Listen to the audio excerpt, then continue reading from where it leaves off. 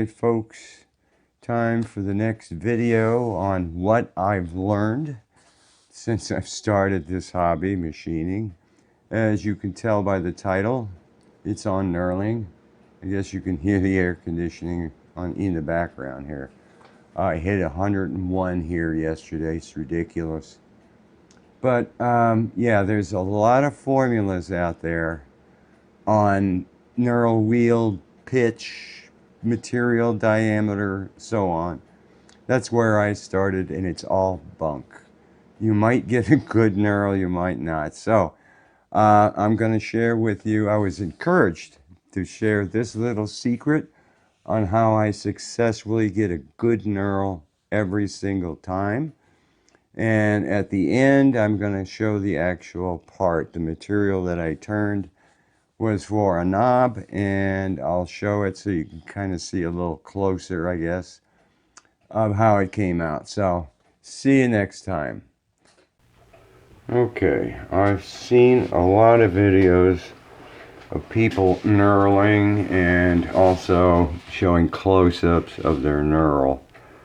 Some of them look really good, professional, others like, So, I'm going to show what I went through figuring out how to get good knurls. And if you're watching this video, you probably went down the same path. Alright, I explained the ridiculous tool post that comes with the mini lathe. Bought the tool post online. They don't sell it in the store. I don't understand why. I mean, you have the mini lathe on the showroom floor. You have the cutting tools, which are blanks on the floor, but you don't have the post. It's online only through their website. But it came with this knurling tool. I took the wheels out of the Chinese wheels. Started with that and figured, oh, you just push and go, and I wound up with a mess. But the bottom line, you know, I'm looking at this going, this is a tremendous amount of force on the compound to do this messed up knurling. I didn't get into why it was messed up, but I'm just concerned about the force, because afterwards it would mush the set screws, the gib screws, into the gib, making bigger dents and flattening out the point to the set screws, the gibs. So I said, forget that. I'm not going to do this because this is destroying my lathe. So I saw videos where people were using scissor knurls. This was the first one that I made. And it turned out on the small side, but it's got the cheap Chinese wheels in it. And also the videos were showing, yeah, you gotta have the correct diameter for the pitch of your wheels. And I'm thinking, that makes sense. In other words, the pitch is how far apart each groove, so to speak, is. And if your diameter is off, after one revolution, a groove is not going to fall where a previous groove was made. It's going to start traveling on you. So I had charts, all kinds of junk, and I was doing the diameters. Some of the knurls came out good, some no, it was traveling, and so it wrecked it. But in any case, I'm going, alright, these are terrible wheels. Started looking around and found this company on eBay, Reed Rico knurling wheels. Printed out the chart, all this stuff. It's kind of cool because, yeah, they'll tell you the pitch and the diameter of the wheel, but they don't tell you the width of the wheel. And you can see here, these are really wide, these are not. So I didn't know, I wanted to make a better knurling tool here, this one, with bigger arms to accommodate the wider knurling wheels. Screw, and I had made little bushings, I guess you can see that sit in there, because a lot of the diameters were different, so made bushings that fit in there so the set screw cap head would work right. So this one worked, and the wheels are far superior. You can see the points to these things. I've got straight knurls, fine straight knurls. This is other straight ones.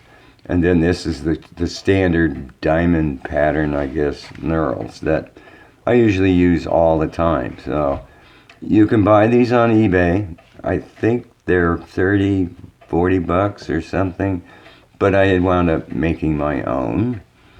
So I still had a problem because I started thinking, wait a minute, if you're at this diameter and it matches the pitch, you have this guy just touch it, you spin around once, and you see, yeah, it's matching the pattern. But as you dig in, the diameter's changing. Why is it working? It shouldn't be.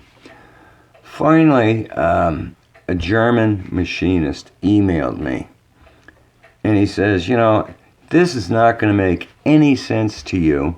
It doesn't to me, but do this trick and you'll get a good knurl every single time. So I'm going to take you over to the lathe, and I'm going to show you the trick that he told me, and yes, it does work. Alright, I think I have the cell phone and a camera in a decent spot, but I don't know how good the lighting's going to be. Let me get the knurling tool here off the bench and bring it over here. Okay, oh, I need it. Alright, I'll get a paper towel here too. Now, you might be asking yourself, well, why is Dave on his first lathe? Well, when I really got into this was years and years ago, I only had one lathe.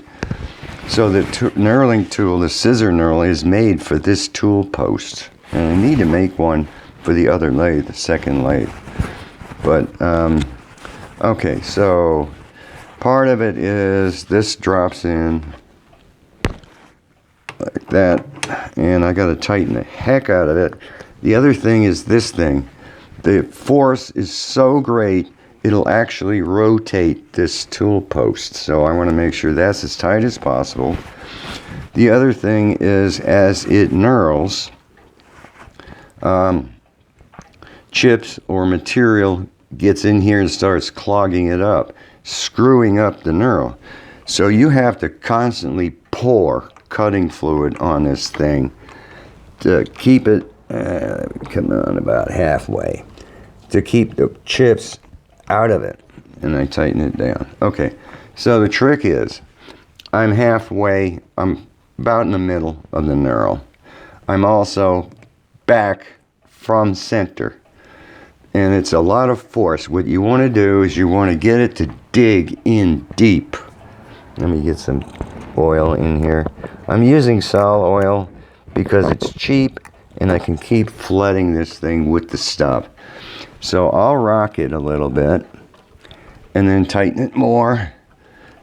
Now, since I'm back, when I move the compound in, it's going to really dig in more to this part. Alright, so I got it rocked. So I'm starting now to push this thing forward more on center. And the force is a lot. I can feel it there. Alright, so I'm just about there. I also want to go low speed on my lathe. Can I dig it in harder? No, I can't. It's pretty darn dug in. So I'm going to turn it on and go. And as I walk back and forth, I'm going to just keep flooding the heck out of this thing to keep the knurling wheels clean. There it is. All right, good. Go, flood. And that's why I have the paper towel down there. Because I don't want... It's going.